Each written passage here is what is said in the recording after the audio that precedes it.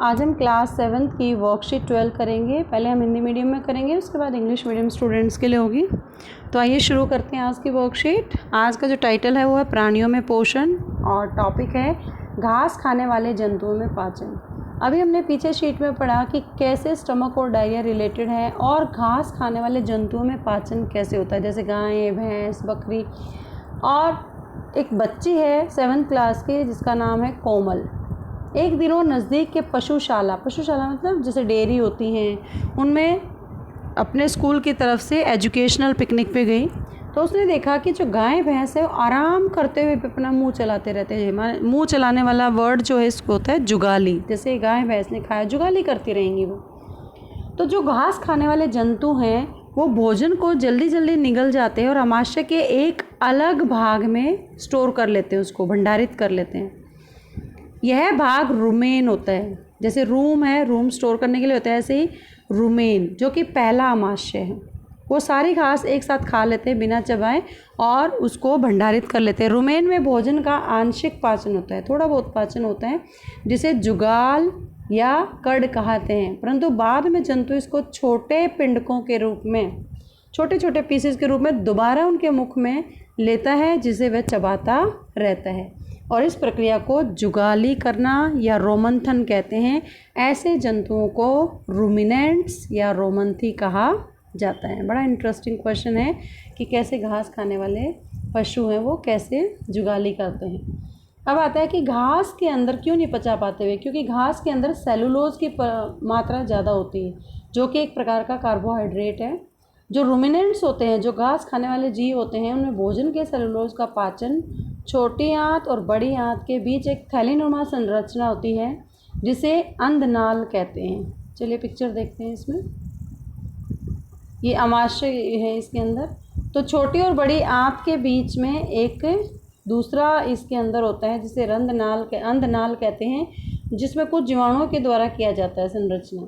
और ये जीवाणु मनुष्य के आहार नाल में नहीं होते हैं, इसलिए मनुष्य सेलुलोज को पचा नहीं सकता है। ये खास बात है दोनों के अंदर। अगर ये जीवाणु सिर्फ घास खाने वाले जीवों के बीच में होते हैं ताकि वो सेलुलोज को ईजिली पचा पाते हैं। तो इस वर्कशीट के आधार पर कुछ क्वेश्चन है। रूमेन किसे कहते हैं, बड़ा इंटरेस्टिंग क्वेश्चन है। रूमिनेंट्स के 3 उदाहरण, कोई 3 नाम बता दें। मनुष्य सेलुलोज का पाचन क्यों नहीं कर पाता है, क्योंकि उसमें जो अंधनाल कहते हैं उसमें कुछ जीवाणुओं द्वारा किया जाता है जो सेलुलोज का पाचन है, और वो जीवाणु मनुष्य के अंदर अनुपस्थित होते हैं।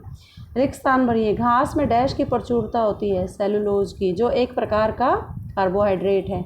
जंतु जो जुगाली करते हैं उनको क्या कहते हैं, जो जंतु जुगाली करते हैं उनको क्या बोलेंगे,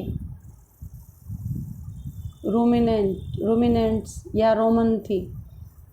ठीक है, तो इस तरीके से आप ये सारे क्वेश्चंस अपनी नोटबुक में करेंगे। Now the time for the English medium students and today's worksheet is digestion is grass eating animals.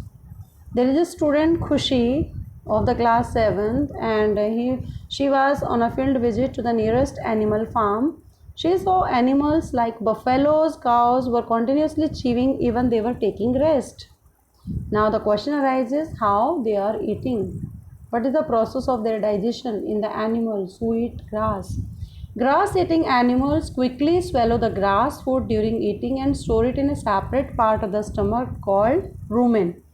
The food gets partially digested in the rumen and is called cud.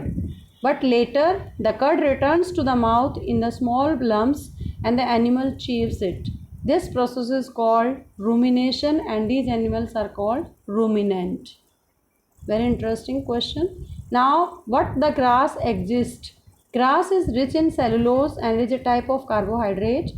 The cellulose of the food is digested by the action of certain bacteria in a large sac-like structure present between small intestine and large intestine of the ruminants.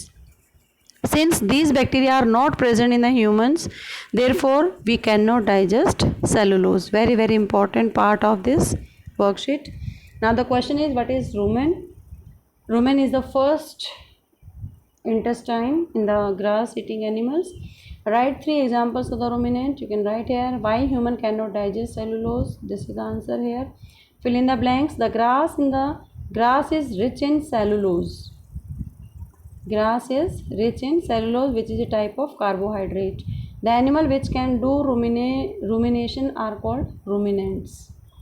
So I hope you understand the concept of grass eating animals, digestion. Keep watching Super Vigyan. Thank you so much.